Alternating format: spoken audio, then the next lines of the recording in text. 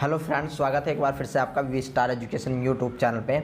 और आज के इस लेक्चर में हम बात करेंगे मिसमैच रिपेयर सिस्टम के बारे में। ठीक है, और मिसमैच रिपेयर सिस्टम आपका काफ़ी ज़्यादा इंपॉर्टेंट हो जाता है क्योंकि एग्जामिनर यहाँ से काफ़ी कुछ पूछ लेता है। ठीक है ना, काफ़ी कुछ पूछ लेता है। तो एक्चुअल में मैं यहाँ पर आपको बेसिक से एडवांस की तरफ लेकर के चलूँगा, तो लेक्चर आपका थोड़ा सा लंबा हो जाएगा लेकिन आपको सब कुछ क्लियर होने वाला है। ठीक है ना, इसके साथ साथ मैं कुछ आपके सामने वे एग्जाम्पल भी रखूँगा जो आपसे आपके इंटरव्यूअर में पूछे जाते हैं। जब कभी आपका पीएचडी में इंटरव्यू होएगा तब वे क्वेश्चन आपसे पूछे जा सकते हैं। ठीक है, तो बड़े ही ध्यान से उन क्वेश्चनों को सुनना और आपका ये मिसमैच रिपेयर सिस्टम जो है बड़े ही आराम से यहाँ पर आपका कंप्लीट होने वाला है। हम देखेंगे कि लूपिंग सिस्टम कैसे होता है, किस प्रकार से आपका कट कहाँ पर लगता है, तो सारी कुछ चीज़ें देखने वाले हैं। प्रोटीन, एंजाइम्स वगैरह के बारे में बात करेंगे। ठीक है, तो देखो जो बच्चे पहले से पढ़ रहे हैं उनको पता है कि ये आपका डीएनए रिपेयर सिस्टम टॉपिक चल रहा है जो कि एक काफ़ी ब्रॉड है। ठीक है ना, ये टॉपिक आपका काफ़ी ब्रॉड है जिसमें ही आपका सब टॉपिक आता है मिसमैच रिपेयर सिस्टम का। इससे पहले ऑलरेडी मैं आपके 4 लेक्चर करवा चुका हूँ, 4 लेक्चर आपके हो चुके हैं और एंड ये आपका डीएनए रिपेयर सिस्टम का 5वां लेक्चर है। ठीक है ना, डीएनए रिपेयर सिस्टम का 5वां आपका लेक्चर है। तो चलिए आइए, आपका ज़्यादा टाइम ना लेते हुए हम लेक्चर को स्टार्ट करते हैं और थोड़ा और देखने की कोशिश करते हैं। तो देखो, पहले लेक्चर में मैंने आपको बताया था कि किस प्रकार से हमने पूरे के ओवरऑल इस बेसिक को पढ़ा था कि अगर आपका डबल स्टैंड में ब्रेक है तो कौन सी मैकेनिज्म आएगी, सिंगल स्टैंड में ब्रेक है तो कौन सी मैकेनिज्म आने वाली है। फिर सेकंड लेक्चर में हमने homologous recombination and non homologous and joining को पढ़ा था। ठीक है, ये दोनों स्टेप देखे थे, इनके बीच में कौन सी प्रोटीन होती है वो सब सारी चीज़ हमने देखे थे। हमने एक बात और यहाँ पर देखी थी कि एरर फ्री कौन सा होता है एंड एरर प्रोन क्या होता है। अब ये एरर फ्री एरर प्रोन क्या होता है ये मैं पिछले लेक्चर में आपको बता चुका हूँ। फिर इसके बाद लेक्चर नंबर 3 पे चले थे जहाँ पर हमने BER को देखा था। ठीक है ना, हमने देखा था BER सिस्टम को, तो हमने बड़े ही डिटेल में बेस ऑक्सीजन रिपेयर सिस्टम आपका पढ़ा था। और ये जो था ये सिंगल स्टैंड ब्रेक में था। ठीक है ना, प्रॉब्लम कहाँ पर आती, सिंगल स्टैंड ब्रेक में आती। तो हमने क्या काम किया, हमने डैमेज रिमूवल, यानी कि जो भी डैमेज हो रहा था, जो भी आपके लेजन बन रहे थे उनका हमने रिमूवल करवाया। ठीक है ना, वो VER के थ्रू करवाया, NER के थ्रू करवाया। हम NER को भी पढ़ चुके हैं अपने लेक्चर नंबर 4 के अंतर्गत। आज हमारा लेक्चर है 5th जिसको बोलते हैं मिसमैच रिपेयर सिस्टम। तो मिसमैच रिपेयर सिस्टम पढ़ेंगे और स्टेप वही रहने वाले हैं कि सबसे पहले आपका रिकॉग्नाइजेशन होगा, फिर जो आपका डैमेज डीएनए है इसका रिमूवल होगा, देन डीएनए पॉलीमरेज आएगा जो कि गैप की फिलिंग करेगा। ठीक है, इसके बाद डीएनए लाइगेज आने वाला है, यानी कि स्टेप आपके सेम होने वाले हैं। बट मिसमैच रिपेयर सिस्टम में थोड़ा बहुत अंतर आपको देखने को मिलेगा, यानी कि प्रोटीन के लेवल पे। तो वही हमको देखना है। ये सारी चीज़ें मैं आपको बता चुका हूँ, सब कुछ ये मैं आपको समझा चुका हूँ। ठीक है ना, ये सारी बातें मैं आपको बता चुका हूँ, चाहे आपका कोई सा भी सिस्टम हो। तो आज का हमारा टॉपिक होने वाला है mismatch repair system. But guys, इससे पहले मैं आपको कुछ और बात बता देता हूँ। ठीक है ना, मैं आपको कुछ और बात यहाँ पर बताने की कोशिश करता हूँ। तो देखो, मैं चल रहा हूँ अब आपका PK के लिए, यानी कि प्रोकैरियोटिक के लिए। इस बात को आपको याद रखना है। तो यहाँ पर क्या होता है, अगर मैं बात करूँ यहाँ पर डीएनए पॉलीमरेज की, ठीक है ना, डीएनए पॉलीमरेज की, तो हालांकि मैंने आपको रेप्लिकेशन पूरा पढ़ा रखा है, डीएनए पॉलीमरेज के बारे में बता रखा है, चाहे पॉलीमरेज आपका प्रोकैरियोटिक के लिए हो चाहे पॉलीमरेज आपका यूकैरियोटिक के लिए हो। ठीक है, तो यहाँ पर देखो होता क्या है, उस चीज़ को समझने की कोशिश करो। मान लो ये आपका कोई भी पेरेंटल स्टैंड था, ठीक है ना, पेरेंटल स्टैंड था, यहाँ पर आपकी रेप्लिकेशन होती। मान लो ये आपकी इधर के साइड को रेप्लिकेशन चल रही है। ठीक है ना, ये आपकी क्या चल रही है, ये आपकी रेप्लिकेशन चल रही है। अब रेप्लिकेशन करवा कौन रहा है, तो डीएनए पॉलीमरेज करवा रहा है, इतनी बात आपको पता है। अब ये डीएनए पॉलीमरेज क्या है, डीएनए पॉलीमरेज का मेन फंक्शन क्या होता है कि ये एंटी पैरेलल, यानी कि कॉम्प्लीमेंट्री एंटी पैरेलल स्टैंड को ही यहाँ पर ला करके ऐड करेगा। ठीक है ना, कहने का मतलब क्या है कि अगर ऊपर पेरेंट में अगर आपको ए देखने को मिलेगा, अगर पेरेंट में आपको ए देखने को मिलेगा तो ये क्या काम करेगा, जो न्यू स्टैंड बनना है, न्यू स्टैंड पे टी को ला करके जोड़ेगा, यानी कि इसके एंटी पैरेलल जो इसका कॉम्प्लीमेंट्री होगा उसको ला करके ये जोड़ेगा डीएनए पॉलीमरेज। अगर यहाँ पर सी होगा तब ये जोड़ेगा जी को, जैसे कि आपको भी पता है। तो जो डीएनए पॉलीमरेज होता है, अगर मैं यहाँ पर एरर की बात करूँ, तो याद रख लेना यहाँ पर 1 लाख में एक एरर करता है, यानी कि 1 लाख न्यूक्लियोटाइड को ऐड करने के में आपका केवल और केवल 1 एरर ही आएगा। कहने का मतलब क्या है वो समझो कि यहाँ पर 1 के आगे जोड़ दो आप 5 0 3 4 5, ठीक ना, ये हो गया 1 लाख।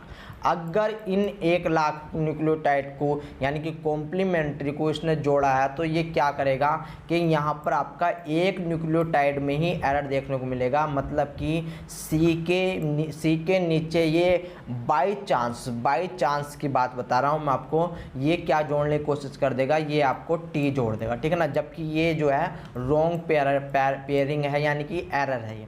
तो ये कब करता है डीएनए पॉलीमरेज, 1 लाख में एक ही बार करता है। इस बात को याद रख लेना, ये आपसे दोस्तों पूछा जाता है, ठीक है ना, ये आपसे पूछा जाता है। इतनी बात पता चली, बहुत अच्छी बात है। तो देखो डीएनए पॉलीमरेज आपका कितना अच्छा काम कर रहा है, यानी कि एरर कितने में कर रहा है, 1 लाख में। लेकिन अब आपको पता होगा कि दूसरी प्रॉपर्टी होती है आपकी प्रूफ रीडिंग की। दूसरी प्रॉपर्टी किसकी होती है, प्रूफ रीडिंग की प्रॉपर्टी होती है। अब इस प्रूफ रीडिंग में क्या होता है कि भाई साहब प्रूफ रीडिंग में आपकी रिपेयर मैकेनिज्म चलती है। अब ये जो आपका याद रख लेना, ये जो आपका एक स्टैंड गलत हुआ है ये सही होता है प्रूफ रीडिंग के थ्रू, और अगर प्रूफ रीडिंग से भी आपकी गलती हो जाती है, आपका एरर आ जाता है, तो याद रख लेना वो एरर आता है 1 के पीछे 8 0 लगा दो, ठीक है ना, 4 5 6 7 8, यानी कि इतने में आपका एक एरर आएगा। अगर प्रूफ रीडिंग भी सही से काम कर रहा है तो आपका एक एरर में तब इतना जो है आपका जो है आने वाला है क्या, एरर। इस बात को याद रखो। तो यहाँ पर हम लिख सकते हैं कि अगर प्रूफ रीडिंग भी आपकी सही करके, मतलब अपनी जो है जो भी इसकी वर्किंग है वो सही करके कर रहा है, तो यहाँ पर भी आपको जो है खतरा है किस चीज़ का, एरर आने का।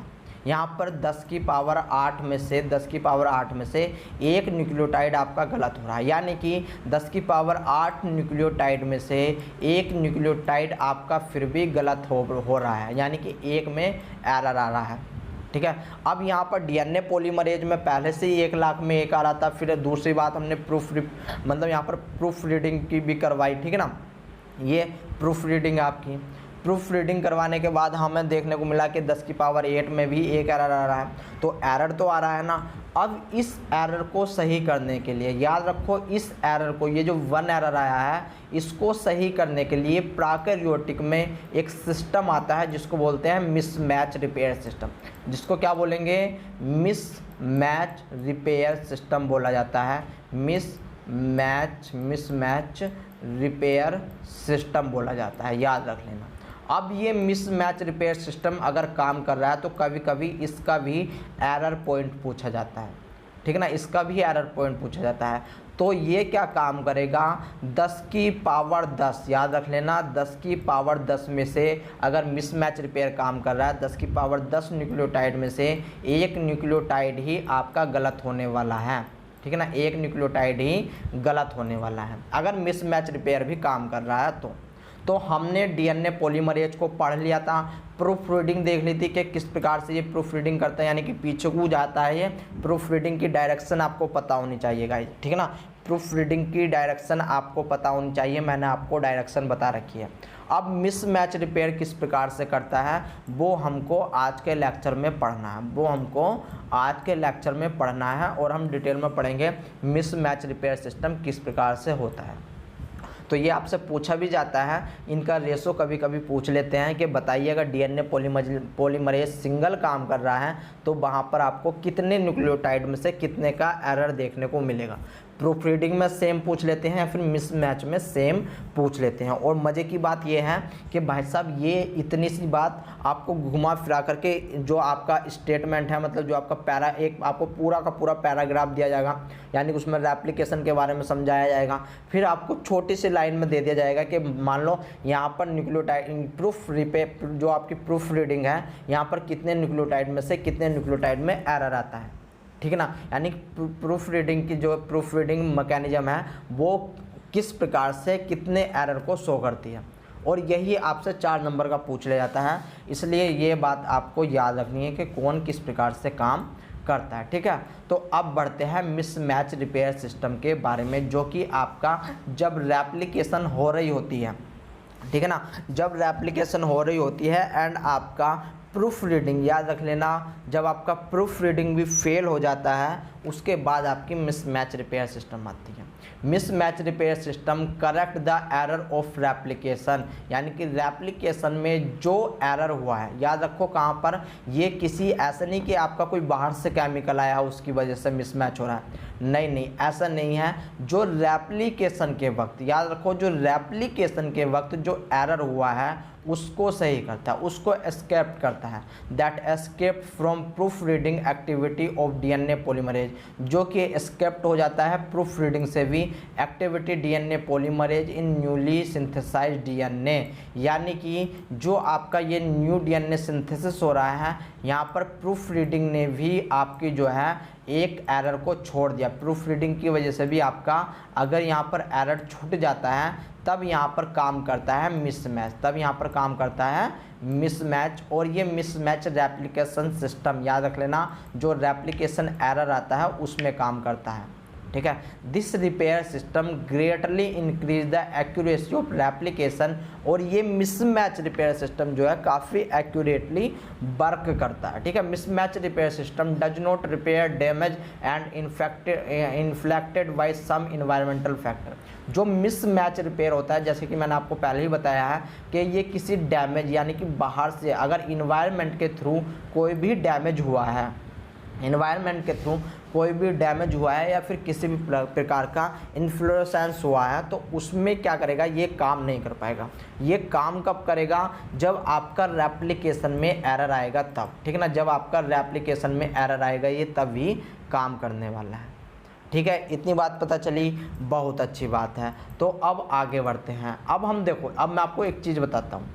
अब मान लो ये आपका जो है पेरेंट स्टैंड है, ये आपका पेरेंट स्टैंड है, और ये आपका जो है, ये आपका क्या है, जो न्यूली सिंथेसाइज स्टैंड हुआ है वो है, ठीक है ना। अब प्रॉब्लम एक जगह आ गई है, यानी कि यहाँ पर आपका टी था, यहाँ पर टी था, तो एक्चुअल में तो आपके पास क्या आना चाहिए था, आपके पास टी आना चाहिए था, बट यहाँ पर अब जो है आपका जी आ गया, ठीक है ना। यानी कि मिसमैच आपको जो है न्यूक्लियोटाइड देखने को यहाँ पर मिल गए, यहाँ पर मिसमैच न्यूक्लियोटाइड देखने को मिल गए। तो अब मिसमैच रिपेयर सिस्टम में एक बहुत बड़ी प्रॉब्लम आती है मिसमैच के सामने। अब उसके सामने प्रॉब्लम ये आती है कि ये जी सही है या फिर ए सही है। क्योंकि देखो, जब आपको कभी भी हम रेप्लिकेशन समझाते हैं तो 2 कलर ले लेते हैं, लेकिन एक्चुअल में ऐसा नहीं होता कि आपके पास 2 कलर हो। आपको जो है डीएनए की जो सिंथेसिस होती है उस पर मतलब एक जैसा ही रहता है, उसमें कोई कलर वलर का सिस्टम नहीं रहता। ये तो हम आपको अपनी तरफ से समझाते हैं। तो ये 2 जो आपका पेरेंट बना एंड न्यू स्टैंड बना, ये आपका एक जैसा होता है, ये एक जैसा होता है, कलर सेम, सब चीज़ सेम। तो अब प्रॉब्लम ये आ जाती है एक्चुअल में, और हमें काम करना है एक ही स्टैंड पे, यानी कि एक ही स्टैंड को, जैसे कि मैं पीछे भी कहता हुआ आ रहा हूँ कि मिसमैच रिपेयर सिंगल स्टैंड पर काम करेगा। अब इसको एक को ही हटाना है तो थोड़ा सा कंफ्यूज हो जाता है ये कि कौन से को हटाए, ये गलत है, कौन सा गलत है आपका, ठीक है ना, ये जी को हटाए या फिर ए को हटाए, तो प्रॉब्लम ये आ जाती है। अब देखो ए तो सही है, लेकिन हमें पता है ना ए सही है, हमें पता है ए सही है। मिसमैच रिपेयर सिस्टम जब वर्क करेगा, इससे कैसा पता चलेगा कि ये ए को हटाना है या फिर जी को हटाना है। इसके लिए कोई मैकेनिज्म होनी चाहिए, ठीक है ना, इसके लिए कोई मैकेनिज्म होनी चाहिए। क्योंकि देखो भाई, ये ए सही है, ये तो मैंने अपनी तरफ से बनाया, क्योंकि मैंने यहाँ पर लिख दिया पेरेंट, यहाँ पर लिख दिया न्यू, तो पेरेंट का मतलब सही होगा जो हमारा पेरेंट से चला हो रहा आया है, और जो न्यू डीएनए स्टैंड बना है उसमें थोड़ा बहुत एरर आएगा। लेकिन ये तो हमें पता है ना भाई, ये तो हमें पता है जो मैकेनिज्म चलेगी, मिसमैच मैकेनिज्म चलेगी, उसको किस प्रकार से पता चलेगा। तो मेन प्रॉब्लम ये आ जाती है। तो यहाँ पर क्या होता है, स्टैंड का डिस्क्रिमिनेशन होता है। क्या होगा, स्टैंड का डिस्क्रिमिनेशन होगा, यानी कि स्टैंड को पहचाना जाएगा कि कौन से स्टैंड पे आपके एरर आ रहा है। अगर बाय चांस ऐसा हो कि भाई साहब हटाना तो था इस जी को, लेकिन हटा दिया मिसमैच ने इसको, तो यहाँ पर फिर म्यूटेशन केस पक्का है। ठीक है ना, यानी कि कवाड़ बिल्कुल पक्का है, कवाड़ा होना बिल्कुल पक्का है इस डीएनए का। तो ये चीज़ें इस मिसमैच रिपेयर सिस्टम के सामने ये प्रॉब्लम आती है कि कौन सा यहाँ पर जो है कौन से को सही करना है, कौन से को हटाना है। तो इसको स्टैंड डिस्क्रिमिनेशन करना होता है। There is a special problem exist for mismatch repair system to recognize which member of the mismatch pair is correct nucleotide। यानी कि मिसमैच के सामने एक प्रॉब्लम आ जाती है कि भाई साहब करेक्ट न्यूक्लियोटाइड कौन सा है एंड आपका जो हटाना है वो कौन सा है। If the mismatch is recognise but no stand discrimination occurred and exchange is random. अगर यहाँ पर ये जो है इसको पहचानेगा नहीं कि कौन सा करेक्ट है एंड कौन सा आपका गलत है, कौन सा न्यूक्लियोटाइड सही है कौन सा गलत है, और रैंडम ही किसी को भी कट कर देगा, तो यहाँ पर सही होने के चांसेस 50% है। ठीक है ना, सही होने के चांसेस कितने हैं, 50% ही आपको देखने को मिलेंगे। क्योंकि हो सकता है जब रैंडम कट कर रहा है वो इसको कट कर दे या फिर इसको कट कर दे और सिंगल स्टैंड पे कट होना है, तो आपको 50% चांस यहाँ पर मिलने वाले हैं। 50% of the time the stand containing the correct वेस वुड बी क्लिप्ड आउट। यानी कि वो जो है करेक्ट को मतलब किस प्रकार से करेक्ट न्यूक्लियोटाइड को हटा रहा है उसके चांसेस आपको देखने को यहाँ पर 50% मिलने वाले हैं। So it is important that the MMR distinguish the newly synthesised stand with contain the incorrect nucleotide from the parental stand which contain the correct nucleotide. इसलिए ये देखो ज़रूरी हो जाता है कि जो आपका मिसमैच रिपेयर सिस्टम है, मिसमैच रिपेयर सिस्टम आपके करेक्ट न्यूक्लियोटाइड को आइडेंटिफाई करे। यानी कि कौन सा ख़राब न्यूक्लियोटाइड जुड़ा है एंड कौन सा सही न्यूक्लियोटाइड है उसको ये जो है पहचाने। ठीक है ना, अगर ऐसा करेगा तो आपको 100% फिर रिकवरी मिलने वाली है। अगर इसने रैंडमली काम करा तो भाई साहब आपको 15% ही रिकवरी मिलेगी, इस बात को याद रख लेना। तो देखो अब मामला तो काफ़ी बड़ा है, गंभीर मामला है, लेकिन अब इसका जो है इसका एक सॉल्व है, मतलब इसका एक क्या है, इसका एक आपको देखने को मिलेगा। एक सेकंड रुको, ठीक है चलते हैं। तो देखो अब इस स्टैंड डिस्क्रिमिनेशन को करने के लिए जो मिसमैच रिपेयर सिस्टम है उसने एक योजना बनाई है। ठीक है ना, एक योजना बनाई है एंड उसके पास एक बहुत ही जोरदार जबरदस्त शानदार उपाय है इस मिसमैच रिपेयर सिस्टम में पहचानने का कि कौन सा करेक्ट है एंड कौन सा आपका जो है वो रॉन्ग न्यूक्लियोटाइड है। एक्चुअल में होता क्या है वो देखो जो एक्चुअल में होता है। तो मान लो ये आपका कोई, एक सेकंड रुको, ये आपका कोई पेरेंट स्टैंड है। ठीक है ना, ये आपका पेरेंट स्टैंड है। तो मैंने आपको बताया था जब हम रेप्लिकेशन पढ़ रहे थे कि ऐसा तो है नहीं कि कहीं से भी आपका रेप्लिकेशन स्टार्ट हो जाए। ऐसा नहीं होता ना कि कहीं से भी मुंह उठाओ और कहीं से भी, ये मान लो डबल स्टैंड डीएनए है और यहाँ पर यहाँ से हो जाए, यहाँ से हो जाए, यहाँ से हो जाए, यहाँ से हो जाए, ऐसा तो नहीं होता ना। एक स्पेसिफिक लोकेशन होती है, एक स्पेसिफिक लोकेशन होती है जिसको हम ओराई रीजन बोलते हैं। ठीक है ना, जिसको क्या बोलते हैं, जिसको हम ओराई सी बोल देते थे। एंड ये ओराई सी जो है यहाँ पर आपको एक स्पेसिफिक, याद रखो, एक स्पेसिफिक न्यूक्लियोटाइड देखने को मिलते हैं जिसको बोलते हैं GATC, जिसको बोलते हैं GATC। ये बात कर रहा हूँ मैं पेरेंट स्टैंड की। ठीक है ना, यानी कि आपको GATC यहाँ पर देखने को मिलेगा, GATC यहाँ पर, एंड मान लो इस वाले स्टैंड में GATC यहाँ पर देखने को मिल गए। ठीक है ना, या फिर यहाँ पर भी मिल सकता है। एक्चुअल में ये जो GATC स्टैंड होता है ये एवरी 25, याद रख लेना, एवरी 256 यानी कि 256 न्यूक्लियोटाइड के बाद ये रिपीट होता है और ये सारी चीज़ें मैं आपको बता चुका हूँ रेप्लिकेशन में। अब यहाँ पर स्पेसिफिक बात क्या होती है कि जो इसका ये एडेनिन वाला भाग है, यहाँ पर प्रेजेंट होता है मिथाइल। यहाँ पर प्रेजेंट क्या होता है, मिथाइल ग्रुप, यानी कि CH3 यहाँ पर प्रेजेंट होता है। ठीक है ना, ये आपका क्या होता है, मिथाइल ग्रुप। तो मैं यहाँ पर मिथाइल ग्रुप को ऐड कर देता हूँ। ठीक है ना, ये हो गया आपका मिथाइल ग्रुप यहाँ पर ऐड। ये था आपके, ये मान लो ये भी पेरेंट, ये भी आपका पेरेंट है एंड ये भी पेरेंट है। तो जो नया डीएनए रेप्लिकेट होगा उसके अंदर क्या होने वाला है, अब इस जी के नीचे सी आ जाएगा, ए के नीचे टी आ जाएगा, टी के नीचे ए आ जाएगा एंड सी के नीचे आपका जी आने वाला है, सी टी ए जी। अब आपको ये न्यूक्लियोटाइड मिलेंगे।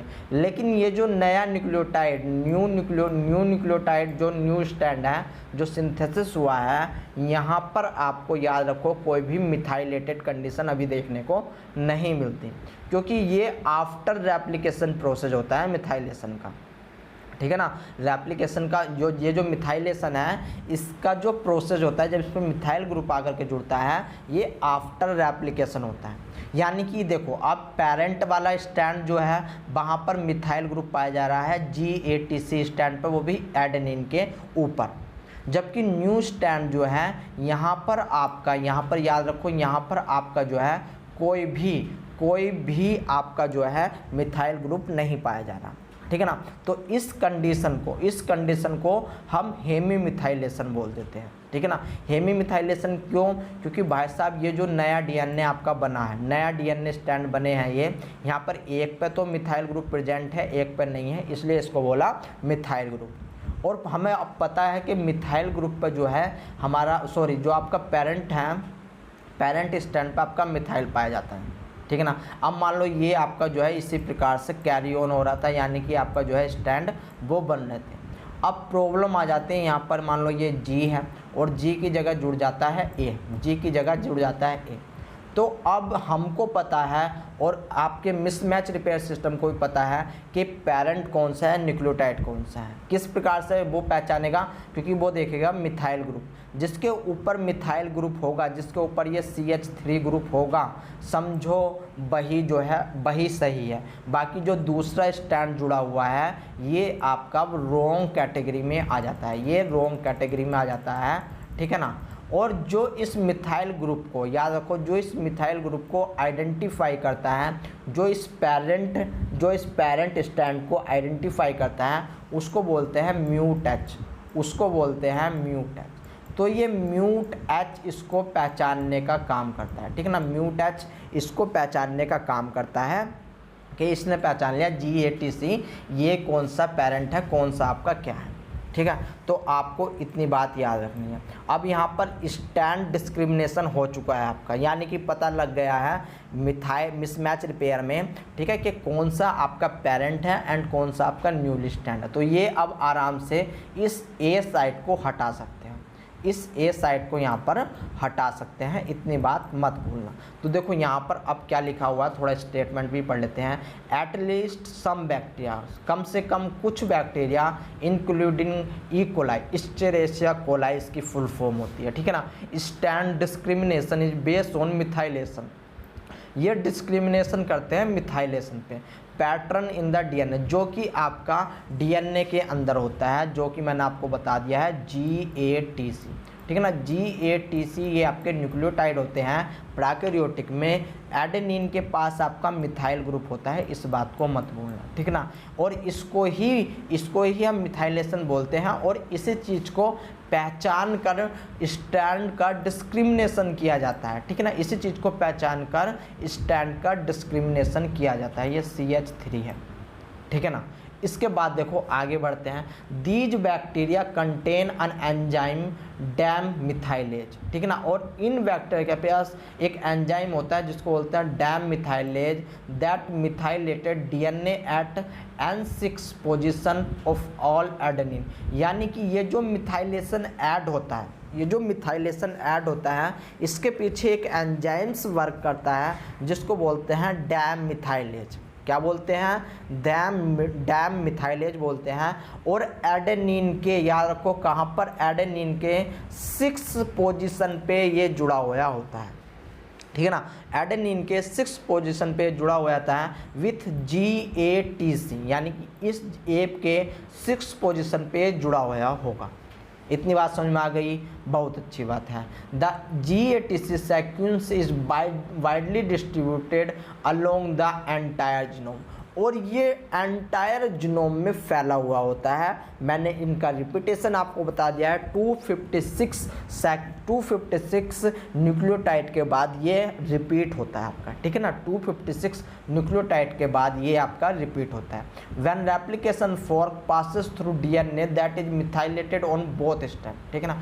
और जब आपका रेप्लिकेशन फॉर्क, जो रेप्लिकेशन फॉर्क होती है, याद रख लेना, मान लो ये आपकी रेप्लिकेशन फॉर्क मैंने आपको बताया था, ये आपकी रेप्लिकेशन फॉर्क मैं बना रहा हूँ इस प्रकार से, ये आपकी रेप्लिकेशन फॉर्क है, ठीक है ना, रेप्लिकेशन फॉर्क।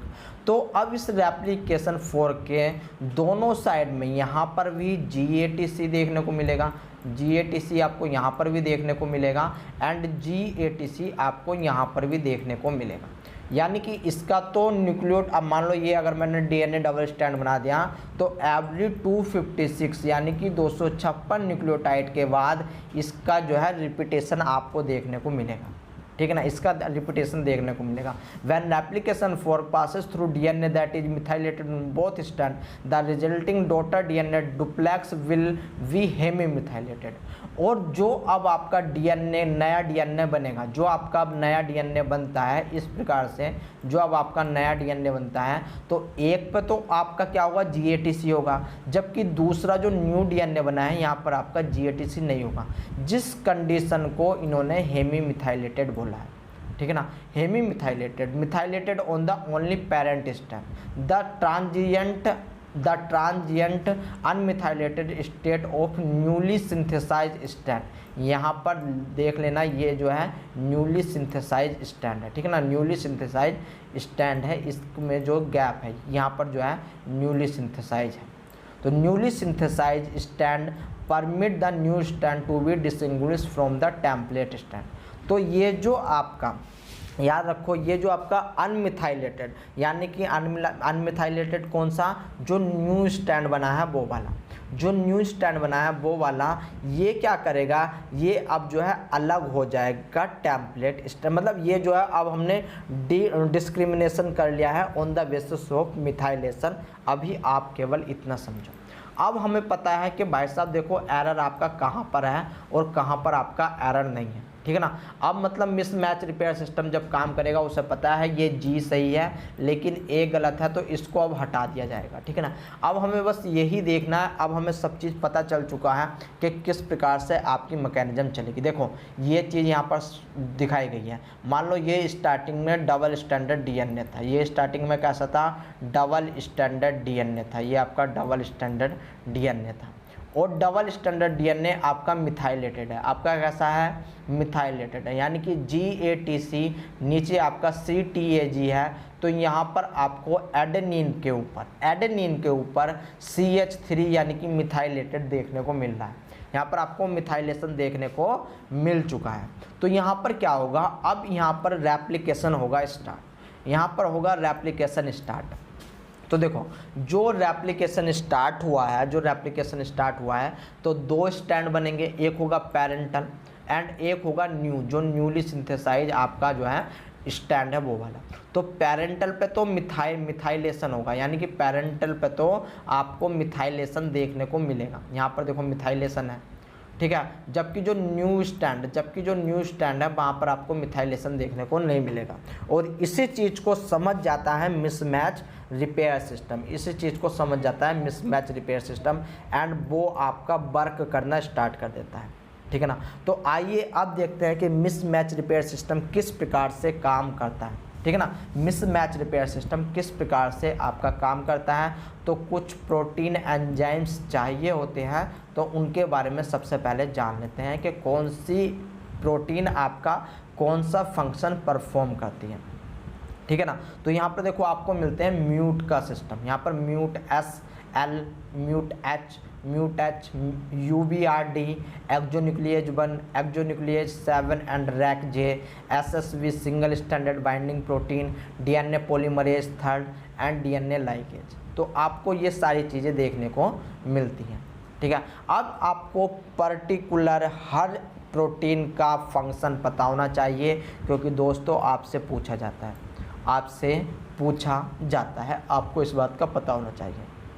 तो देखो सबसे पहले यहाँ पर म्यूट S देखो, म्यूट एस को अगर आपको याद रखना है तो इसको याद रख सकते हो एस फॉर स्कैनिंग, ठीक है ना, एस फॉर स्कैनिंग से भी आप इसको याद रख सकते हो।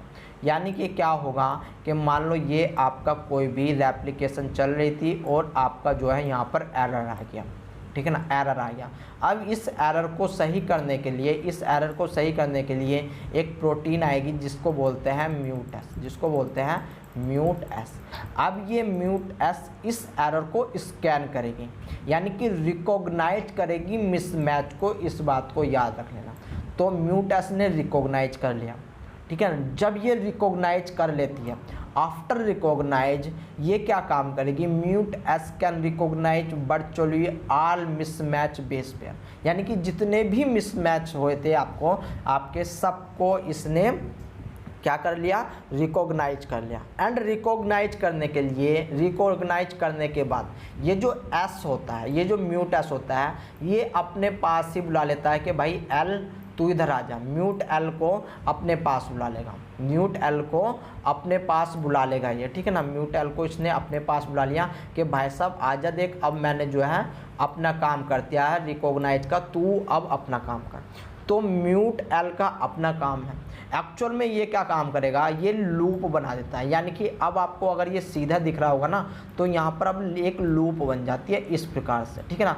इस प्रकार से आपको एक लूप देखने को मिलेगी, इस प्रकार से आपको एक लूप देखने को यहाँ पर मिलेगी।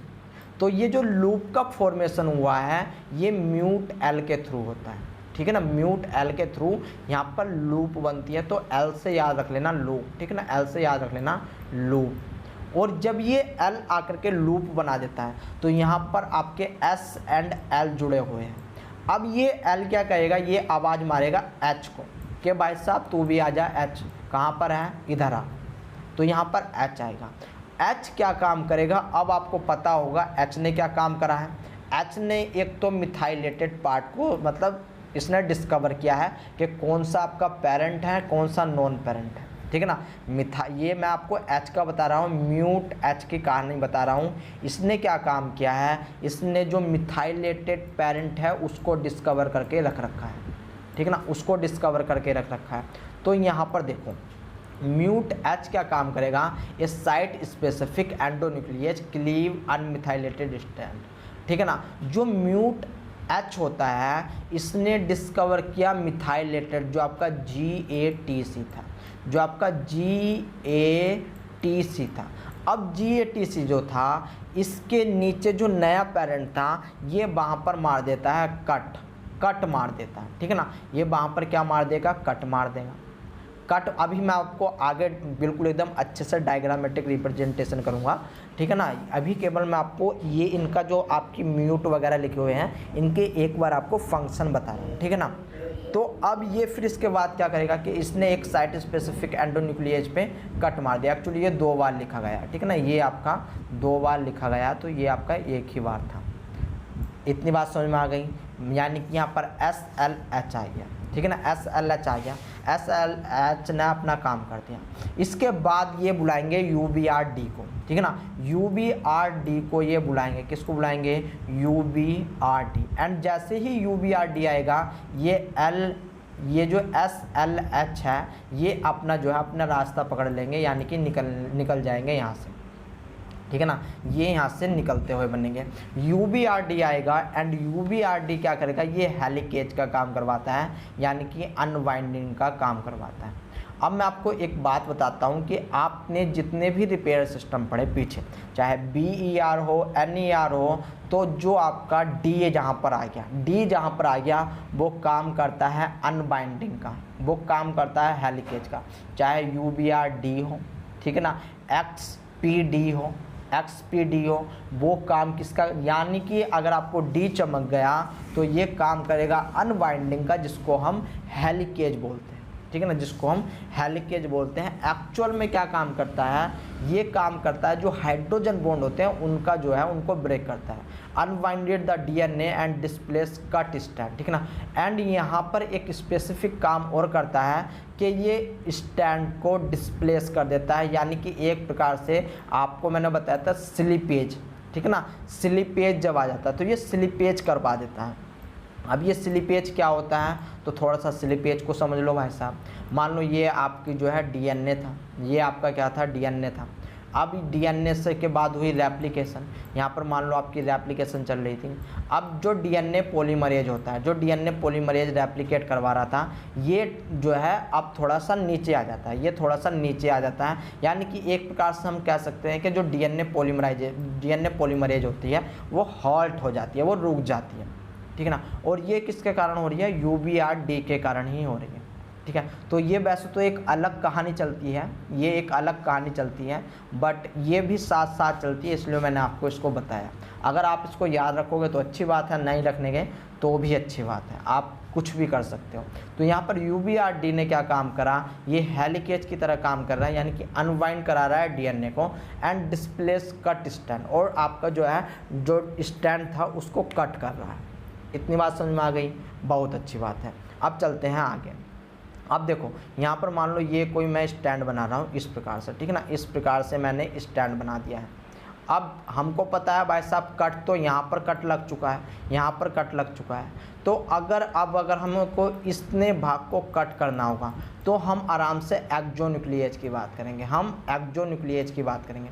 तो देखो अब यहाँ पर दो जगह से कट लग सकता है, ठीक है ना, या तो राइट से कट लग सकता है या फिर आपका लेफ़्ट से कट लग सकता है। तो हम राइट लेफ़्ट को तो लिखते नहीं यहाँ पर, हम देखते हैं अब कि आपकी डायरेक्शन किधर की ओर है। अगर डिग्रेड डीएनए, अगर आपकी जो है जो डैमेज डीएनए है वो 5 डायरेक्शन की तरफ है, तब आपका जो एक्सोन्यूक्लियेज फर्स्ट काम करेगा एंड ये डिग्रेड करेगा 3 प्राइम टू 5 प्राइम डायरेक्शन, यानी कि 5 प्राइम की तरफ जाने की कोशिश करेगा एक्सोन्यूक्लियेज फर्स्ट। इतनी बात समझ में आ गई, बहुत अच्छी बात है। अगर इसको जाना होगा यानी कि इसको जाना होगा 3 प्राइम की तरफ, तो ये तब एक्सोन्यूक्लियेज 7 एंड रैक जे, ठीक है ना, रैक जे एक्सोन्यूक्लियेज यानी कि इस स्टैंड पे लग जाएगा एंड वर्क करेगा एक्सोन्यूक्लियेज की तरह। और ये कौन होता है, एक्सोन्यूक्लियेज 7 एंड रैक जे। अभी हम देखेंगे आगे कि किस प्रकार से ये काम करता है। इसके बाद सिंगल स्टैंडर्ड बाइंडिंग प्रोटीन आएगी, जो कि आपका क्या काम करती है, यानी कि जो आपका ये वाला नीचे वाला स्टैंड है इसको बाइंड करके रखती है, ठीक है ना, इसको बाइंड करके रखती है, जिससे कि क्या हो कि ये जो है अटैच ना हो, ये आपस में लूप ना होना पाए, ठीक है ना। सिंगल स्टैंडर्ड बाइंडिंग प्रोटीन का काम मैंने आपको ऑलरेडी बता रखा है। इसके बाद ये जो आपका गैप बन जाता है, ठीक है ना, जब यहाँ से एक्सोन्यूक्लियेज अपना काम कंप्लीट कर देता है तो यहाँ पर एक गैप क्रिएट हो जाता है। इस गैप की फिलिंग करने के लिए डीएनए पॉलीमरेज 3 आता है, जो फिल करता है गैप की, ठीक है ना, और रिसिंथेसाइज करता है डीएनए को। इसके बाद डीएनए लाइगेज आता है। तो गाइज आपको जो है अब इतना सब कुछ याद रखना है, ठीक है ना, इतना सब कुछ आपको याद रखना है। अगर मैं आपसे कहूँ कि भाई साहब इसको याद रखने के लिए आप एक निमोनिक्स बना लो, ठीक है ना, एक निमोनिक्स बना लो कि सबसे पहले आपका S काम करेगा, उसके बाद आपका L काम करेगा, देन आपका H काम कर रहा है, देन UBRD काम कर रहा है, ठीक है ना, UBRD काम कर रहा है, उसके बाद आपके एक्सोन्यूक्लियेज आ रहे हैं, उसके बाद एक्सोन्यूक्लियेज प्रॉपर्टी आ रही है, देन आपके डीएनए पोल की प्रॉपर्टी आ रही है, ठीक है ना, कौन सी प्रॉपर्टी, डीएनए पोल की प्रॉपर्टी आ रही है, देन उसके बाद डीएनए लाइगेज की प्रॉपर्टी आ रही है, ठीक है ना, डीएनए लाइगेज की प्रॉपर्टी आ रही है। तो निमोनिक्स बना लो, तो यहाँ पर SL सोनी लाइव, ठीक है ना, सोनी लाइव ऑन HD, यानी कि एक के पास टीवी था या फिर LED थी, तो उसने सोनी लाइव, एक चैनल का नाम है सोनी लाइव ऑन HD, उसके पास HD में चलाया उसने, ठीक है ना, सोनी लाइव HD। फिर मज़ा नहीं आया उसको, यानी कि वो मतलब एग्जिट हो, वहाँ से बाहर निकलने की कोशिश करेगा। तो आप कुछ इस प्रकार से याद रख सकते हो। उसके बाद डीएनए पोल वगैरह आएंगे, बट इन चारों को मत भूलना, ठीक है ना, इन चारों को मत भूलना, कौन किसके बाद काम कर रहा है और किसका फंक्शन क्या होता है। एस का फंक्शन होता है स्कैनिंग यानी कि रिकॉग्नाइज करने का, एल का फंक्शन होता है लूप बनाने का और ये एक्टिवेट करता है एच को, एंड एच का फंक्शन होता है कि ये कट लगाता है, ये कट लगाता है, एंडोन्यूक्लियस की तरह काम करेगा।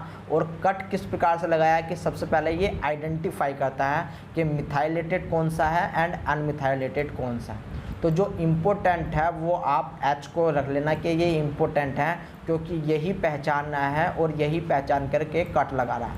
यानी कि किसी भी CID में, ठीक है ना, किसी भी CID में यही आपका मेन हीरो है, ये H जो है मेन हीरो है, ठीक है ना। इसके बाद आपका D आ जाता है। D का क्या काम करता है, यानी कि हेलिकेज को तोड़ देता है। जिस प्रकार से जो हीरो होता है वो मेन विलन को मारता है और जो हीरो के साथ अदर पुलिस वाले रहते हैं वे सामान वामान इकट्ठा करके मतलब दूसरी चीज़ को मतलब थोड़ा सा और काम करते हैं, तो सेम काम D करता है, ठीक है ना। तो SLHD को मत भूलना, SLHD को मत भूलना।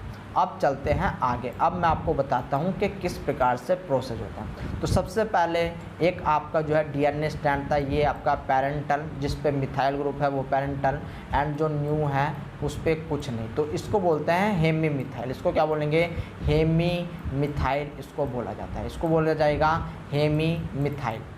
अब यहाँ पर क्या होगा, यहाँ पर आएगा म्यूट S, ठीक है ना, यानी कि म्यूटेशन S, और ये डाइमराइजेशन की फॉर्म में होता है। ये कैसा होता है, ये डाइमर की फॉर्म में होता है, ये डाइमर की फॉर्म में होता है, जो कि रिकॉग्नाइज करता है इस मिसमैच को। इस मिसमैच को इसने रिकॉग्नाइज कर लिया, ठीक है ना। रिकॉग्नाइज करने के बाद ये क्या काम करेगा, ये म्यूट L को बुलाएगा कि भाई साहब म्यूट L तुम कहाँ हो, इधर आओ। तो म्यूट L दौड़े दौड़े आएंगे। अब यहाँ पर एक ये लूप का फॉर्मेशन कर देंगे इस प्रकार से, ठीक है ना। म्यूट L जो है लूप का फॉर्मेशन कर देंगे इस प्रकार से। तो देखो यहाँ पर अब लूप तो दिखा नहीं रखा, तो लेकिन आप समझो कि यहाँ पर इसी प्रकार से लूप का फॉर्मेशन होता है।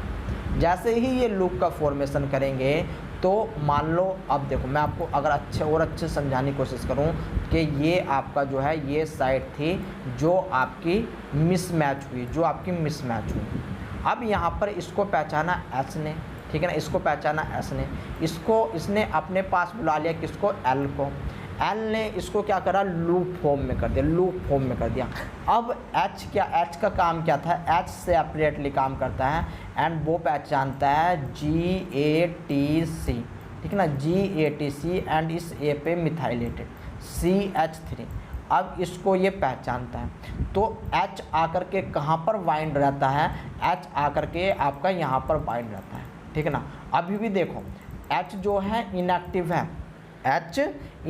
है, लेकिन फिर भी वो बाइंड है इस मिथाइलेटेड साइड पे। यानी कि अब क्वेश्चन आता है कि जब म्यूट H आइडेंटिफाई करता है मिथाइलेटेड ग्रुप को, तो वो एक्टिव होता है या फिर इनएक्टिव होता है, तब वो इनएक्टिव फॉर्म में ही होता है एंड इनएक्टिव फॉर्म में ही जो है वो पहचान करके रखता है इस GATC को, और इससे आकर के ज्वाइंट हो जाता है, चिपक जाता है, ठीक है ना। इतनी बात पता चली, बहुत अच्छी बात है।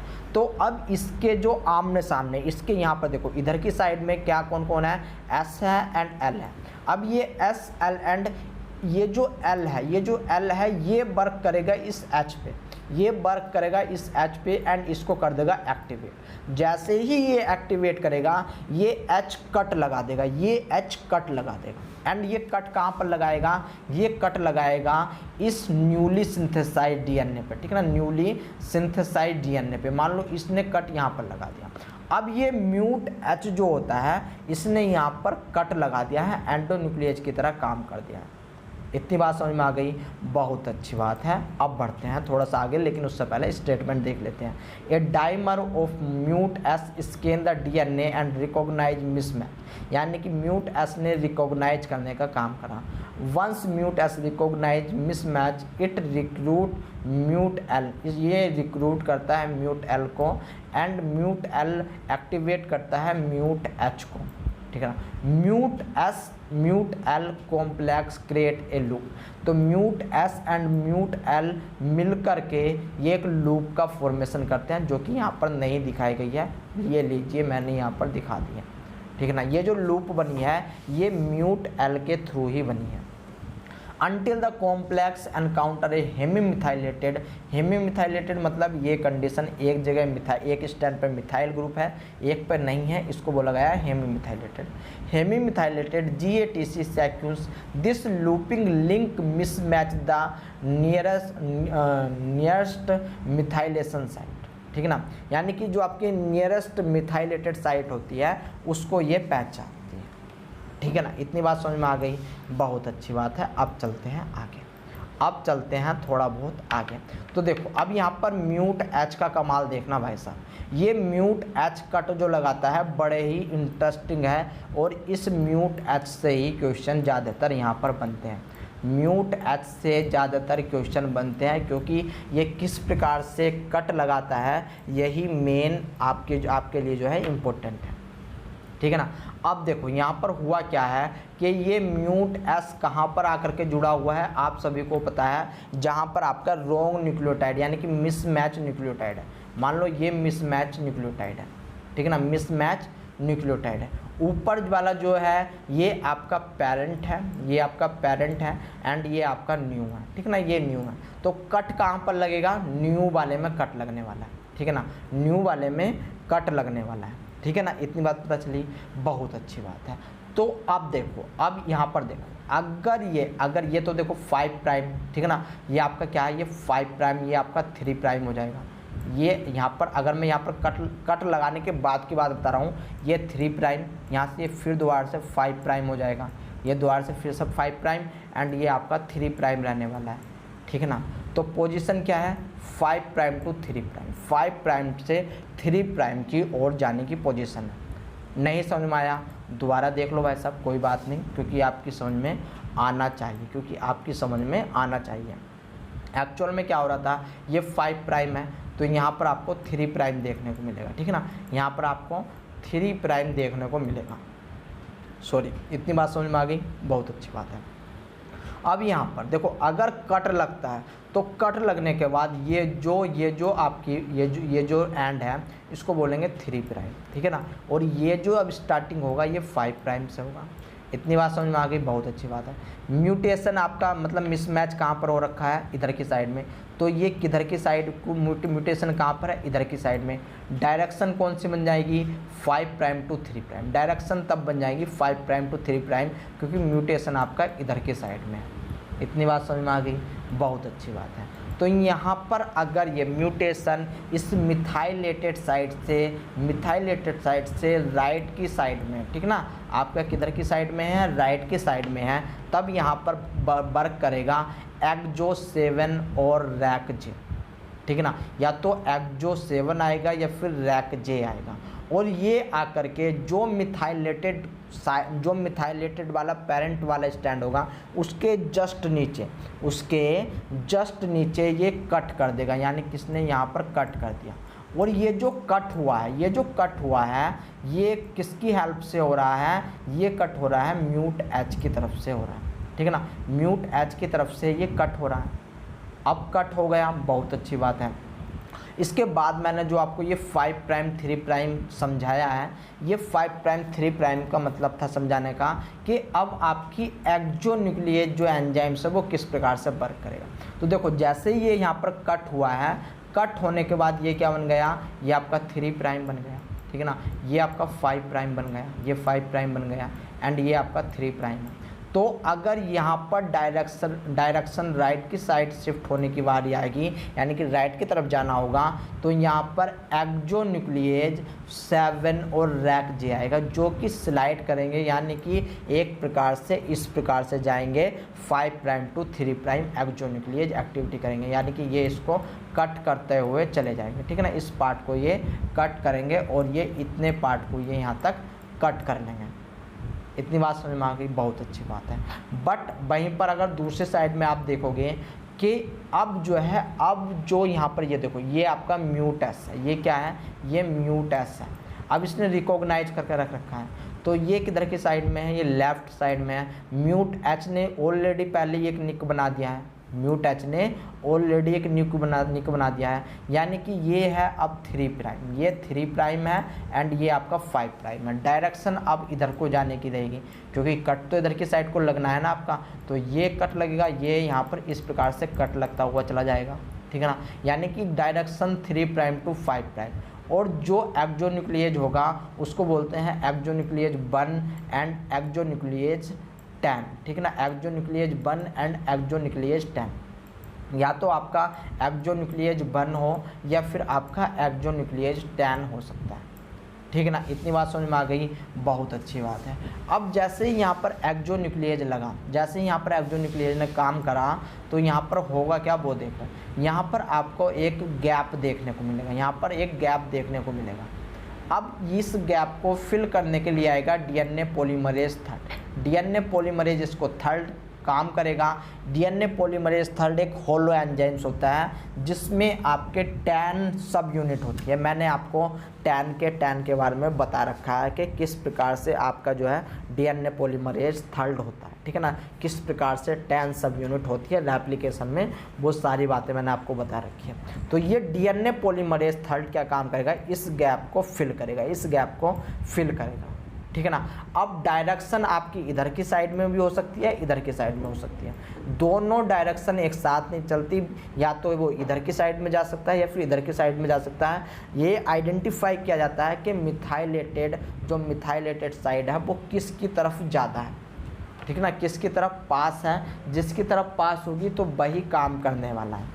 इतनी बात समझ में आ गई, बहुत अच्छी बात है, ठीक है ना, बहुत ही अच्छी बात है। अब यहाँ पर जो ये निक है, ये जो निक है इसको फिल किया जाता है डीएनए लाइगेज से, इसको फिल किया जाता है डीएनए लाइगेज से, इसको फिल कर देंगे डीएनए लाइगेज से, ठीक है ना। इतनी बात अगर आपकी समझ में आ गई है तो बहुत अच्छी बात है। यहीं पर आपका मिसमैच जो है समाप्त होता है, ठीक है ना, यहीं पर मिसमैच समाप्त होता है। आइए मैं इसको एक बार आपको थोड़ा सा और अच्छे से बता देता हूँ, ठीक है ना, और अच्छे से बता देता हूँ कि भाई साहब हुआ क्या कि ये आपका मान लो, यहाँ पर मैं आपको समझाने की कोशिश करता हूँ, ये आपका कोई पेरेंट था, इस पर मिथाइल ग्रुप था, ठीक है ना, इस पर मिथाइल ग्रुप था, न्यू स्टैंड बना, न्यू स्टैंड ये बना। अब यहाँ पर आ गई प्रॉब्लम, यहाँ पर आ गई प्रॉब्लम आ गई, तो इसको इसका सोल्व कैसे होगा कि भाई साहब सबसे पहले यहाँ पर देखो आपका मिथाइल ग्रुप प्रेजेंट है, ये आपका जो है ये प्रॉब्लम वाला पार्ट है, ये न्यू स्टैंड है, ठीक है ना।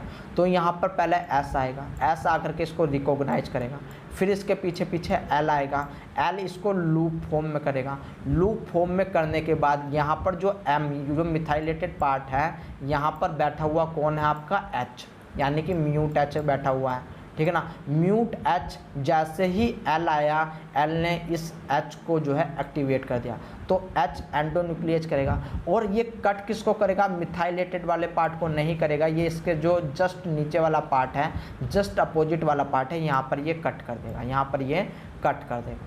अब कट करने के बाद बारी आती है म्यूट एल, एस का काम हो गया, एल का काम हो गया, एच का काम हो गया, ठीक है ना। अब बारी आती है एक्सोन्यूक्लियेज की, ठीक है ना, एक्सोन्यूक्लियेज की।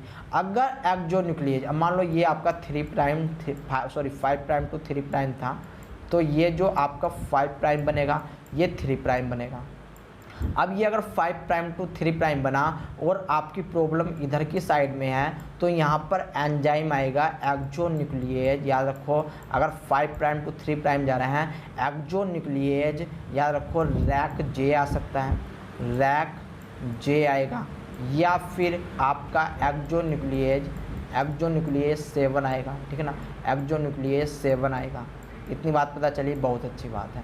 अगर मान लो ये ही आपका कुछ इधर की साइड में ऐसा होता कि ये आपका स्टैंड है, ये आपका स्टैंड है, ठीक है ना, और ये आपका इधर की साइड में मिथाइलेटेड है एंड आपका जो खराब पोर्शन है वो ये वाला है, तो देखो अब क्या होता है, अब आपको जो है एक्सोन्यूक्लियेज को इधर की साइड में भेजना पड़ता, ठीक है ना, अब एक्सोन्यूक्लियेज को इधर की साइड में भेजना पड़ता, और डायरेक्शन अगर 3' to 5' होती, डायरेक्शन 3' to 5' होती, तो यहाँ पर होने वाला क्या था, यानी कि ये देखो, इसको अगर मैं यहाँ पर 3' कर दूँ, ये 5' कर दूँ, ठीक है ना, 3' एंड 5' कर दिया, तो डायरेक्शन 3' to 5' थी। यहाँ पर कौन सा एक्सोन्यूक्लियेज काम करेगा, तो याद रखो यहाँ पर एक्सोन्यूक्लियेज फर्स्ट एंड 10 काम करेंगे, ठीक है ना, फर्स्ट एंड 10 काम करेंगे। इसके बाद यहाँ पर क्या होगा कि आपका आराम से डीएनए पोल आएगा, ठीक है ना, डीएनए पोल आएगा। डीएनए पोल एक होलो एंजाइम है, डीएनए पोल थर्ड आएगा, याद रख लेना, डीएनए पोल थर्ड आएगा। डीएनए पोल थर्ड आएगा तो भाई साहब ये एक प्रकार से होलो एंजाइम्स है। इतनी बात समझ में आ गई, बहुत अच्छी बात है। अब यहाँ पर डीएनए लाइगेज आएगा जो कि इसको सील कर देगा, डीएनए लाइगेज आएगा जो कि इसको सील कर देगा। इतनी बात भी समझ में आ गई। बस इसी प्रकार से आपका मिसमैच हो जाता है, मिसमैच हो जाता है, यानी कि जो भी न्यूक्लियोटाइड आपका जो है रॉन्ग आकर के जुड़ा था वो टेम्पलेट स्टैंड से अब रिकवर हो जाएगा, वो टेम्पलेट स्टैंड से रिकवर हो जाएगा। ठीक है, तो गाइज ये था आपका मिसमैच रिपेयर सिस्टम। तो मिसमैच रिपेयर सिस्टम अब आपका समाप्त होता है। अब मिलता हूँ मैं आपसे नेक्स्ट लेक्चर के लिए, जो कि आपका होगा डायरेक्ट रिपेयर सिस्टम पे। ठीक ना, जो कि आपका होगा डायरेक्ट रिपेयर सिस्टम पे। तो दोस्तों मुझे तो इजाज़त, मिलता हूँ अब आपसे नेक्स्ट लेक्चर में, तब तक के लिए टाटा एंड बाय बाय।